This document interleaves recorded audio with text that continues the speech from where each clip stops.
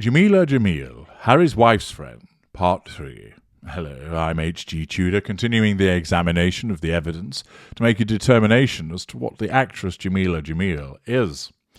We now turn to some evidence which comes from an interview that she did in the Daily Mail. And in this, the article, which is a couple of years ago, by Amelia Wynne, tells us Jameela Jamil has revealed that 3 former lovers all made the same comparison after sleeping with her, claiming it was like having sex with a memory foam mattress. First of all, the fact that she's talking about her sex life with a newspaper demonstrates a sense of entitlement to share such information, which ordinarily would be viewed as personal. It also demonstrates a lack of accountability and poor boundary recognition. The article tells us the Good Place star 34 admitted her exes have dished out the comments on her love-making skills, which she believes were a compliment, in a candid new interview. It might well be the case, of course, that describing her as having sex with her like a memory foam mattress is actually not a compliment, but her own sense of grandiosity causes her to believe that it is. Jameela, who has been in a relationship with singer James Blake 31 since 2015, also said her attempts to crack jokes in the bedroom don't go down well. Speaking on the Conan O'Brien Needs a Friend podcast, she said, "Sex in itself is so stupid. The thrusting, what are we doing? I'm not amazing in bed, but I've got big boobs, so I don't have to be." That does demonstrate a degree of vanity and a lack of emotional empathy of the other person, that she's so self-preoccupied that she simply believes because she's got big boobs, she doesn't actually have to put any effort into having sex. She continued, "Some of the reviews I've had, I've been told by 3 separate men that making love to me, and I think they meant this as a compliment, was like having sex with a memory foam mattress." I wouldn't be so sure that it's actually a compliment, and I would suggest that it actually means that she just lies there and does nothing. She states, "I shift to any shape. It's not that I'm bendy, it's that I don't have muscles anywhere but my heart. I'm like a human marshmallow with nipples." Speaking about the jokes she makes during sex, she added, "Mostly, if I can just stay silent, that's enough, because it's my trying to insert comedy in the bedroom that goes down badly." Is that poor boundary recognition by cracking jokes when someone's trying to knock her hip out? Jameela also relayed a bedroom mishap that made her quip, "Unexpected item in bagging area." She said of their reaction, "It was the angriest I've ever seen someone look."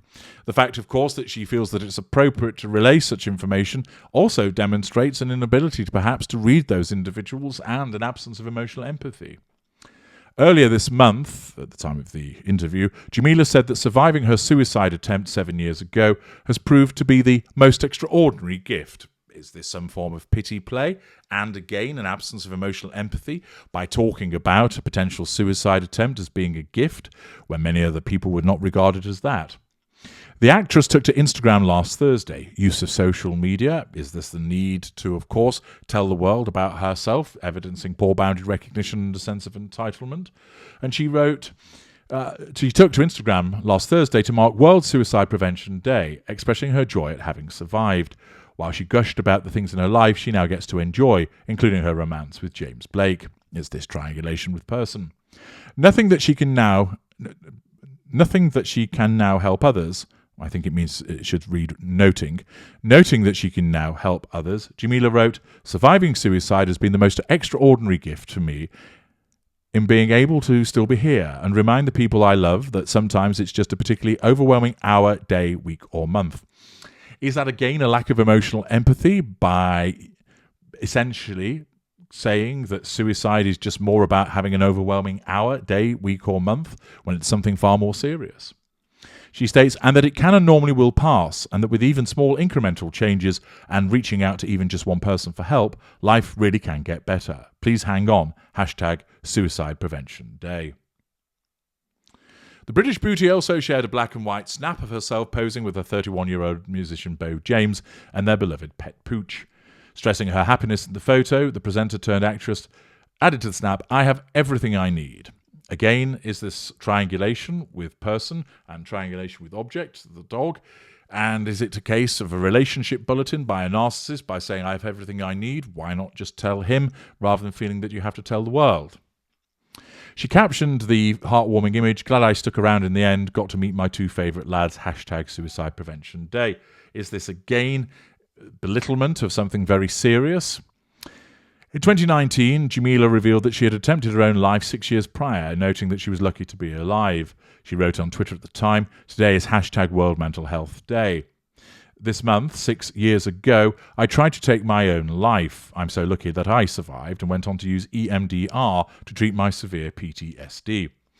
Is this again some form of pity play? Is it oversharing and poor boundary recognition, feeling the necessity of telling people about this? Or is it the case that she simply wants people to know about what is going on?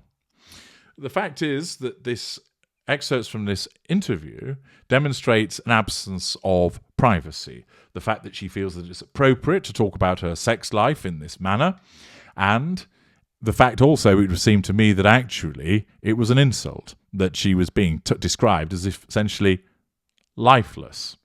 Interestingly, of course, where she talks about shifting to any shape, that does seem to be something that's representative of the way that she forms opinion, judging by many of the things that she's wrote on Twitter. More of that in due course, which also means that it is something which demonstrates that she has that chameleon-like nature. It seems to my mind that being described as a memory foam mattress is not a compliment at all, but this individual's level of self-obsession and delusion causes her to believe that it is. Furthermore, not only does she not realise that it is an insult, she then goes on to have to share it by telling a podcast, and which is then placed in a newspaper. She then also has to go on and talk about once again, her mental health problems. It might be the case, of course, that she believes that she's helping people by talking about these matters, and that it's coming from a genuine place of emotional empathy and desire to be compassionate and caring about others. However, it could be interpreted as self-obsessed behaviour, a form of pity play, and quite possibly a revision of history. Indeed, we're all aware of her friend who claimed to be suicidal when the evidence suggested to the contrary. Then next comes a detailed analysis of many of the health complaints of Jameela Jamil, which has led to her being labelled as somebody who has Munchausen syndrome. And I have touched upon that and the scope of that within narcissism in a separate video. There has been a comprehensive trawl through the things that she said with regard to her own health, which identifies repeated revision of histories, inconsistencies, what might be suggested are lies, and the repeated use of ill health and injury for the purposes of drawing sympathy, quite possibly because it's needed to done to get fuel and to assert control. You can make your own mind up about that as I take you through in part 4 of this very detailed examination.